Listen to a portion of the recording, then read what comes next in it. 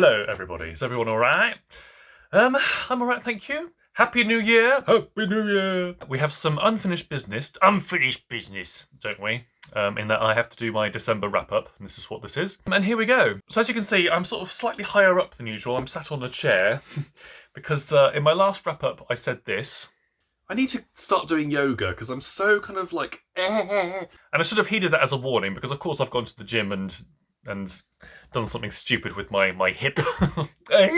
So that's a good start to 2022, isn't it? Start as you mean to go on. So here we go. I'm sat on a chair, but I quite like this setup actually. Oh yeah, first of all, before we crack on with my wrap up, my last video, my top 12 books of 2021. I wasn't expecting this, but I've just the comments in that video are just like, oh, thank you. Just really nice, and I just wasn't expecting it, and yeah, this is really, really nice. So thank you very, very much. If you've left a comment, nice comment there, then I'm very much appreciative. I'm very appreciative of everyone being here and just being nice. So yeah, thank you very much. So December. So December was okay with reading. I managed to read. Well, I finished 4 books, and I'm nearly halfway of another one. And when I say I've finished 4 books, really what I mean is I read 3, I read a little bit of one, and then I read half of the other, so yeah. Okay, so I'll start with the book that I've gotten halfway through, and that is War and Peace! War and Flipping Peace. Look how heavy and big this book is. 1,200 pages. Tolstoy, War and Peace. Right, so my initial plan for December was to just dedicate the whole month to reading this, and to have just like a single book wrap up at the end of the year. However, that just didn't happen, did it? So I've gotten, at the moment, I'm 534 pages in, so I'm not quite halfway yet. But yes, I'm enjoying it. It's kind of exactly what I thought it would be. It's what I've sort of come to expect from 19th century Russian classics. You kind of know. I've read a handful of them now, and you sort of know what you're getting, don't you? You sort of know that it's going to be sort of very complex romance plots, and you know that it's going to be these big kind of life and death quandary dilemmas, and then you also know that there's going to be a hefty amount of kind of philosophical debate, and kind of exploring the big questions about life and death and God and morality and all the rest of it. And this is no different, really. It's just very, very long. So yeah, it's about the Napoleonic Wars. We haven't gotten to the bit where Napoleon invades Russia yet. I think that's what happens. We've had a bit of battling in Austria, and yes, we've had some engagements and some deaths and various things happening. So, but yeah, no, I'm enjoying it. And this edition, right? So this edition, I kind of wish I knew this before I went in. So I'm just gonna give you a bit of a warning. Now a warning. Now a warning? But it's translated by Pavir and Vronsky. Is that how you pronounce it? And I've read some of their translations before, and they're kind of like, sort of tried and tested, and you sort of, I trust them as translators. However, in this, they do this weird thing where a couple of the characters, they speak in both Russian and French. And there's no real rhyme or reason in why they kind of switch between the two. And Pavir and Vronsky, they obviously, all of the Russian is translated into English, but they've left the French as it is. Now, I don't speak French, but I'll let the funky music do the talking.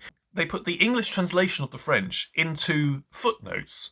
So yeah, you have some French bits in here, and then at the bottom you have these footnotes of what the English translation is. And so what that means is, when you're reading it, it means that you have to kind of go up and down and up and down and up and down, particularly if there's a lot of French interspersed with all the English. It's just like, so it just makes for a little bit of a laborious reading process. And initially I was like, this is really annoying. But I've kind of gotten used to it now. So yeah, but just to be warned, if you're going to get this edition because it looks pretty, then just be warned that that's what the deal is.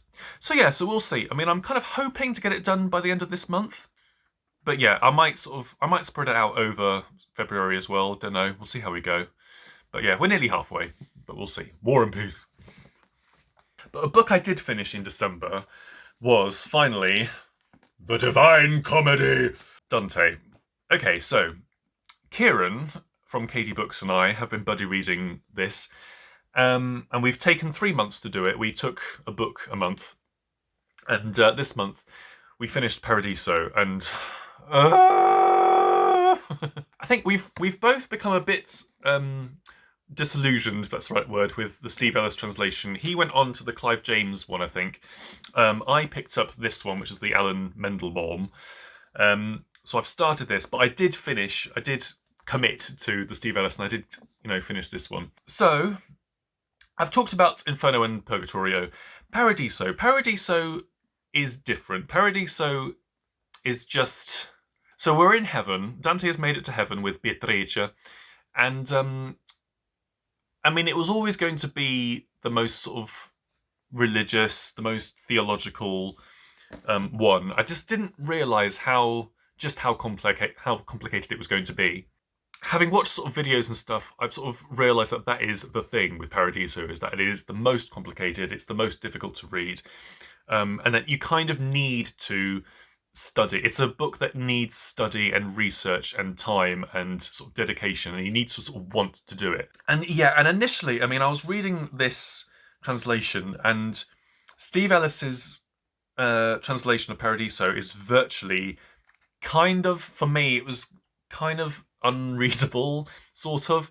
I don't want to kind of diss him too much, but it is a kind of achievement to translate Dante. But yeah, there was so much that I just went, whew, and I just ended up. It was like I was reading just printed black ink on a page, not words. I was just so like, I don't know what's going on. So Dante has questions about the hierarchy of heaven, the justice of heaven, basically. Why are these nuns who were forced into marriages, why are they in the bottom thing of heaven, and then why are some people at the top, And then he also has questions about the whole thing, why, if it's all sort of forgiving, powerful God, why is there a hell? And there are some explanations, but I just did not get it.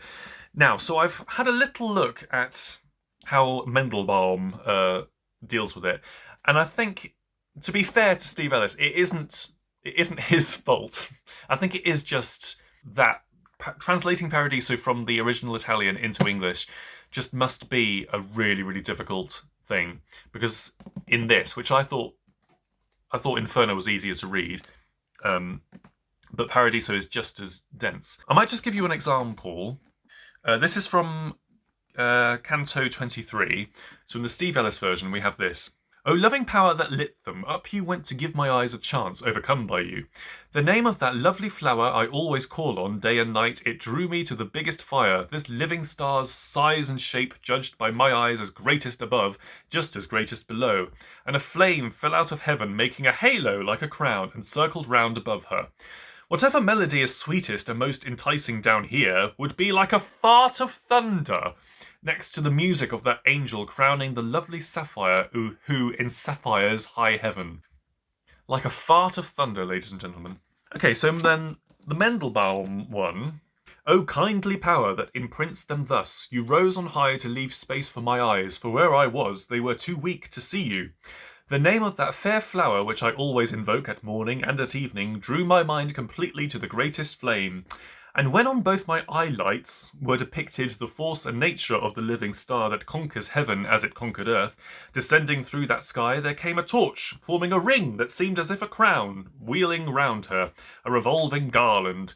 Whatever melody most sweetly sounds on earth, and to itself most draws the soul, would seem a cloud that, torn by lightning, thunders if likened to the music of that lyre which sounded from the crown of that fair sapphire, the brightest light that has ensapphired heaven. So I have finished Dante, the Divine Comedy. However, I don't feel finished with Dante. I do feel like I want to finish this version, this translation, and I just want to, I kind of just want to have a little bit of a better grasp of what Paradiso is all about. So I'm going to read through this. I'm going to enlist the help of Tom L.A. Books' videos as well, which I'll link below. So, yeah. So I'm glad I read it, but I'm not finished with it. And I will link, Kieran and I did a live stream on his channel, and I'll link that in the Doodle Plunger below if you want to have a look at that. Okay, so now, so I have finished my Booker 2021 shortlist books.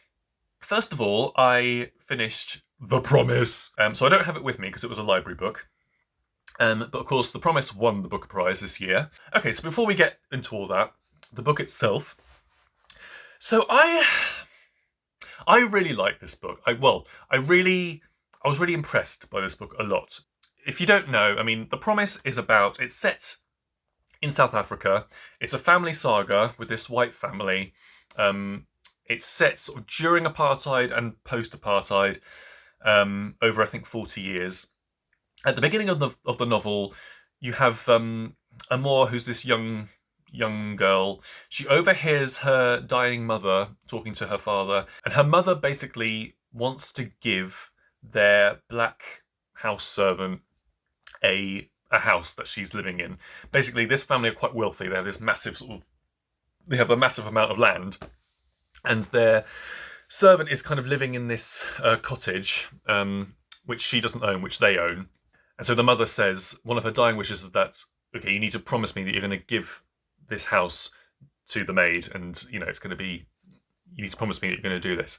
And the father's like, okay, I will, I promise. The mother dies at the beginning, and because Amor has overheard this, she's like, oh, so are we going to do it? And the father was like, look over there. No, we're not. And so the book is basically about how this promise is never really fulfilled, and how Amor really kind of wants to fulfill the promise. And as more family members die over time, this question of, are we going to give this house to the maid, is always kind of brought up again. And I suppose it's interesting to read about how the characters kind of shift and change.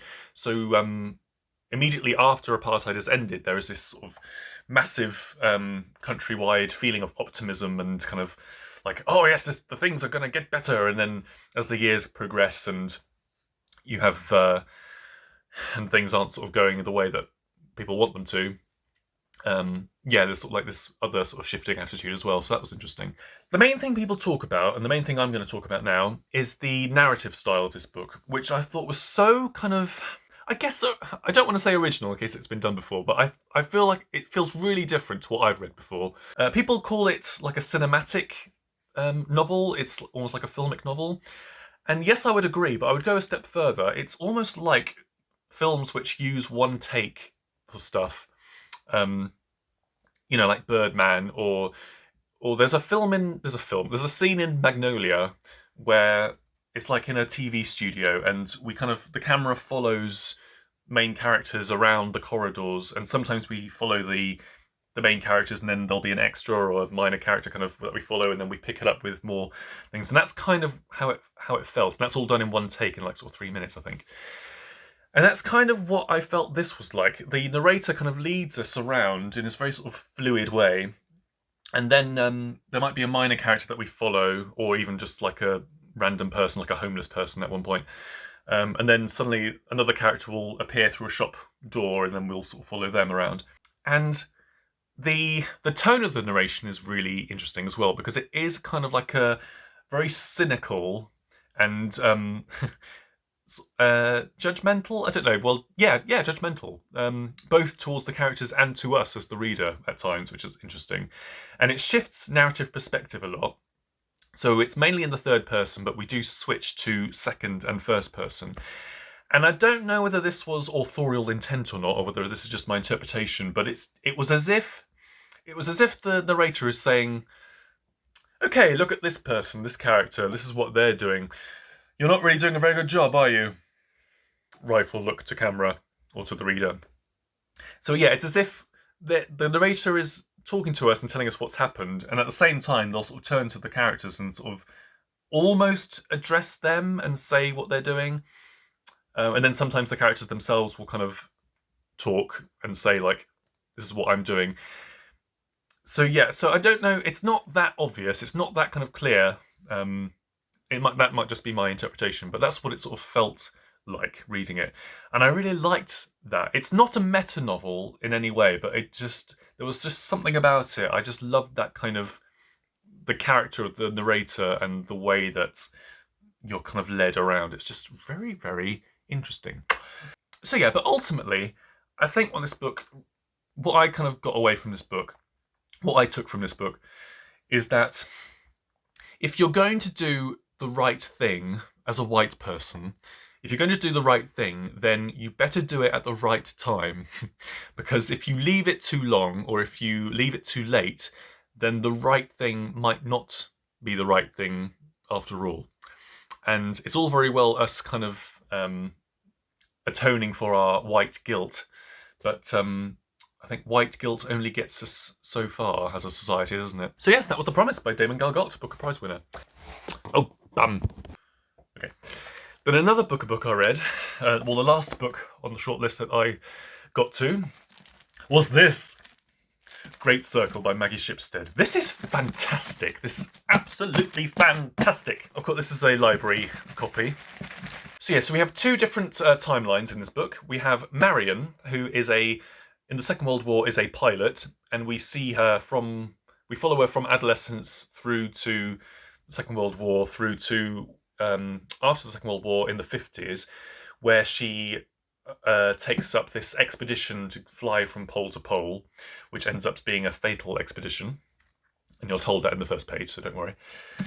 And then in the present day, sort of 2014, we have Hadley, who is a Hollywood actress playing the part of Marion in a big film based on her life. And yeah, as I said in my top 12 books, it is a book about the truth. It's a book about control. It's a book about trying to find your own freedom, finding your autonomy and doing the thing. And it's just really fabulous. And I also said this in my top 12 book video, that I am really happy and glad that the Book of Judges found space for a book like this. A book which doesn't, in terms of the Booker Prize, it's not trying to do anything kind of clever, or it's not trying to push the form or the style. It's not trying to do anything kind of like, oh, look at how literary I am. It's just wanting to tell a very, very gripping story, epic story, in a very good way. And that's exactly what Maggie Shipstead has done. Marion as a character is one of the best characters I've read last year now. And overall, I mean, she's just a fantastic, really complicated, flawed, but very brave and very kind of like action-led character. I mean, she's able to stand up for herself, but also when she's in this terrible relationship, in the first half of the novel, she ends up in this relationship with this gangster millionaire who's just like one of the worst worst antagonists that I've read for a while. Just so kind of the way he tries to control her and stuff, it's just, and oh god, it's really stressful. The first half of this book with that guy, Barclay is his name, it's just like, ah! And then the second half, when she's in World War II and kind of exploring a bit, there's just some really, really fascinating stuff. Her sexuality is kind of interesting, and her gender is interesting as well. I mean, there's just a couple of sentences where, Marion's sort of thinking about being a woman and stuff, and yeah, there's just some interesting stuff which I think different readers can interpret different ways. It's just two sentences, but it's just thought it was all right. So yeah, and a really, oh gosh, I mean, really, really heartbreaking stuff. So yeah, and then the present day stuff with Hadley, who I kind of imagined kind of as a Kristen Stewart, maybe Scarlett Johansson type person who's been in this big franchise. Yeah, are just coming out of that and yeah, sort of getting into scandals and stuff. One of the things I loved about the present day chapters is that basically the film that she's in is adapted from a novel which is inspired by a memoir of Marion's. So it's kind of like this sort of 3-step detachment from the real Marion. And you get little snippets of what this novel is like, and it's just really funny how this novelist has kind of interpreted Marion and made her something that she just really isn't. And so I really like that. And the ending of this book is really, really fabulous. It's really, really fabulous. I loved it. I really, really loved the ending. It is a long book. It's 600 pages, and I think it, because some of the World War II stuff, I was a bit kind of like, okay, come on. But yeah, no, I think it really does. It does kind of deserve its length, and it does read really quickly. I think I heard Bob the Bookerer said that that Maggie Shipstead had said it was once 1,000-page. It was going to be a 1,000-page novel, but then her editors and publishers were like, let's cut it down a bit. And I'm glad that they did that, because I think 600 pages for this just seems just right. So yeah, I would really, really recommend this, and yes, it's very, very good. So so you might think then that my favourite to win would have been Great Circle, and I mean, it's an odd one. I mean, I think Great Circle, I enjoyed reading Great Circle the most out of the 6 shortlisted books, but I do think The Promise should have won, if that makes any sense.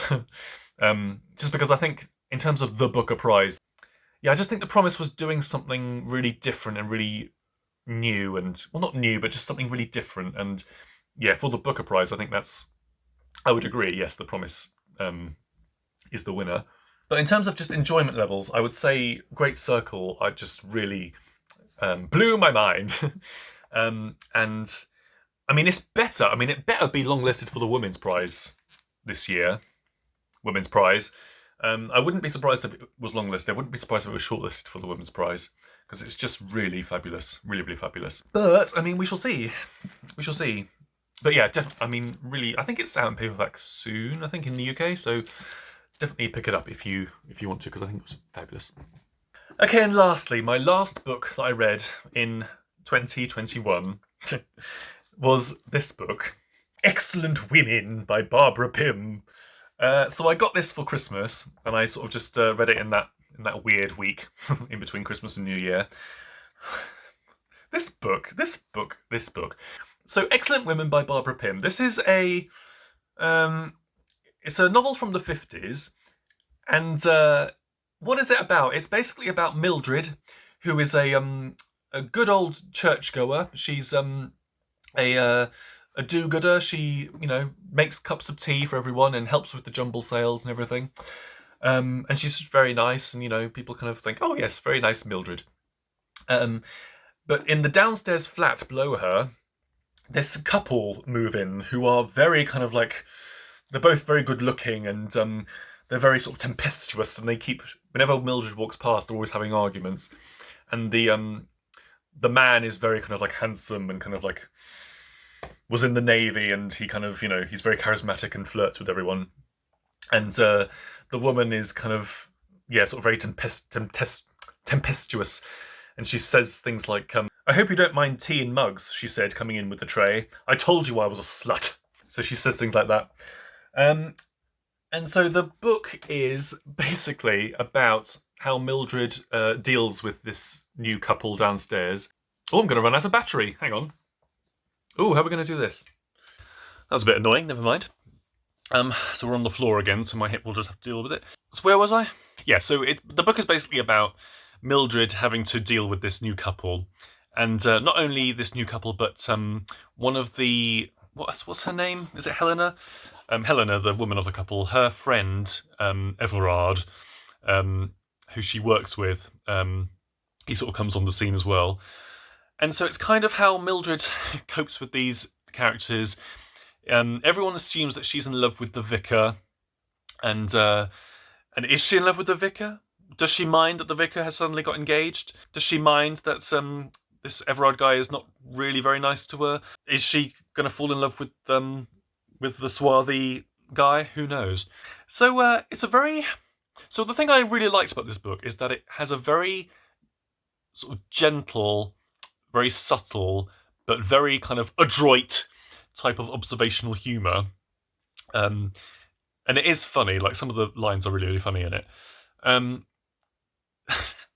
mean, does anything happen in the novel? Does anything happen? Not really. Yeah, it's a novel about making cups of tea. It's a novel about, is this couple going to get divorced? is Mildred going to find someone who is going to fall in love with her, or is she just going to continue to make cups of tea for people?